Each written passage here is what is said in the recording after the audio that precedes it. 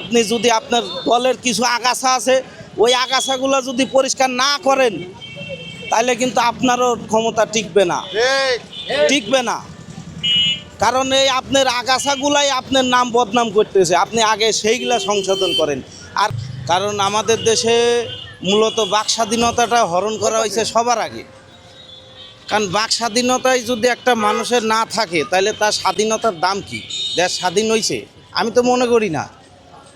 কারণ দেশ যদি স্বাধীন হইতো, মানুষ যদি তার স্বাধীনতাটা পাইতো, তাহলে তো এক জায়গায় যায় একটা মানুষ একটা যে কোনো বিষয় নিয়ে কথা বলতো, বুক ফুলে কথা বলতো, তার ওই প্রায়োরিটিটা আগে থাকতো।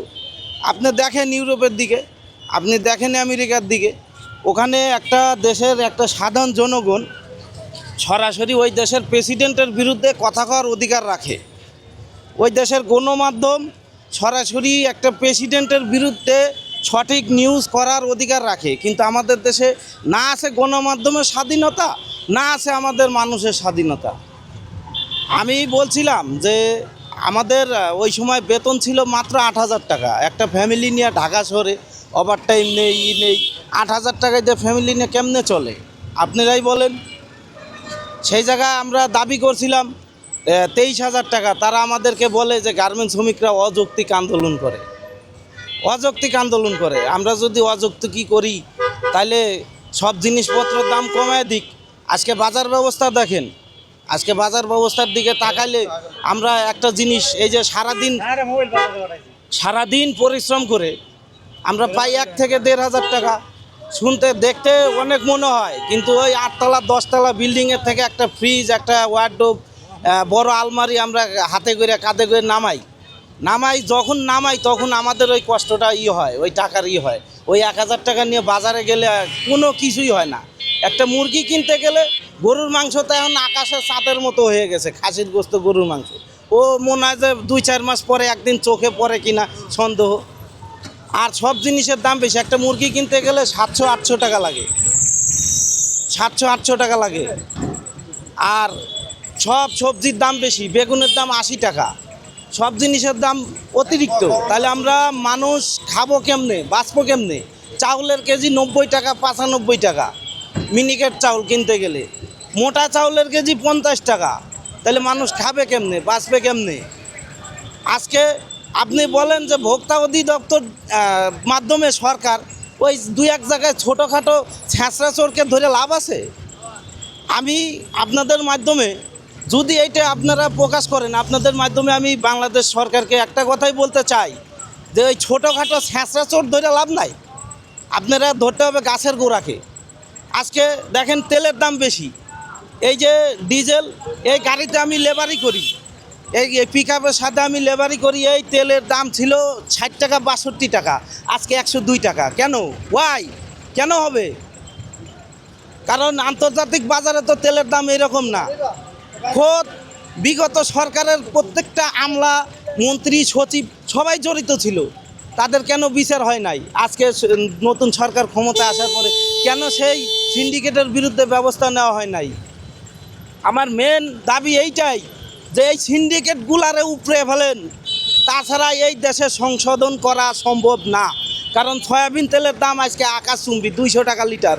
কেন হবে? কারণ দেশ স্বাধীনের পর থেকে আমাদের দেশের যে ইকোনমিক গ্রোথ ছিল সেইটা আজ বিগত ৫৪ বছরে আজকে আমাদের দেশের ইকোনমিক গ্রোথ হওয়ার কথা ছিল।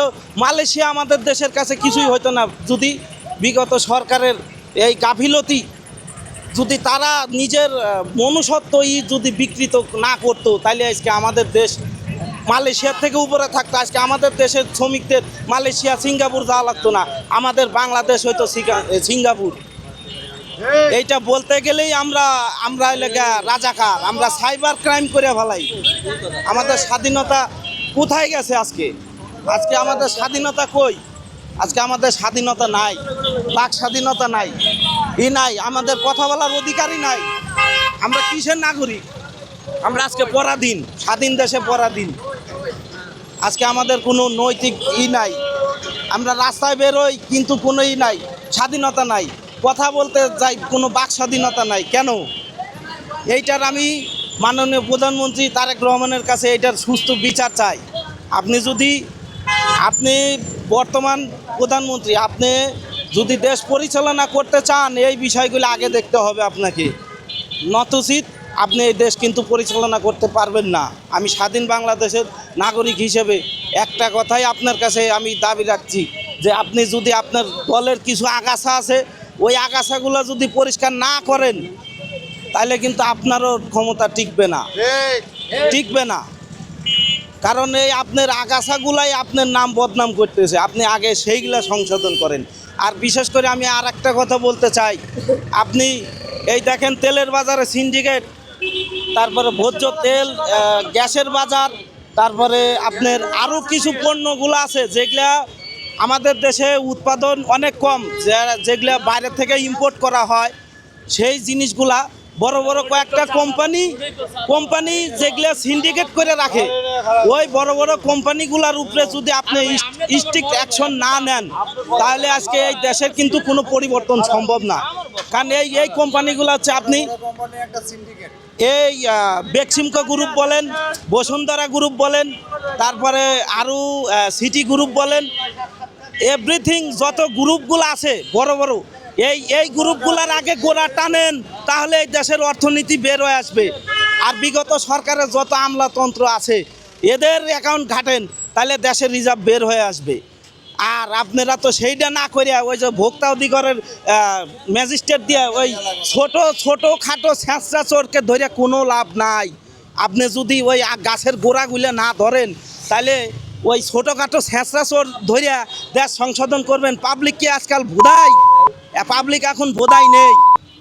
পাবলিক যদি বোধাই হইতো তাহলে আপনি ওই 9-6 দিয়ে বুঝাইতে পারবেন। আপনি গাছের গোড়া না ধরিয়া 10 টাকা জিনিসের দাম বাড়াইয়া তার 2 টাকা কমায় পাবলিককেও খুশি করেন আর ব্যবসায়ীদেরও কি পকেট ভরান। সেই জন্য আমি আপনার কাছে তারেক রহমান সাহেব আপনার কাছে এইটার করতে চাই, দাবি না আপনাকে দিয়ে আমি দেখা দিচ্ছি, যদি এইটা সংশোধন না করেন তাহলে কিন্তু এই দেশ আপনি চালাতে পারবেন না। আমি আপনার বিরুদ্ধে বলছি না, আমি আপনার দলের বিরুদ্ধে বলছি না, আমি এই দেশের জনগণ হিসেবে বলছি যে এগুলো আগে আপনি পদক্ষেপ নেন, না হলে কিন্তু আপনি বেশি দিন টিকতে পারবেন না। এই বলে আমি আমার কথা শেষ করছি।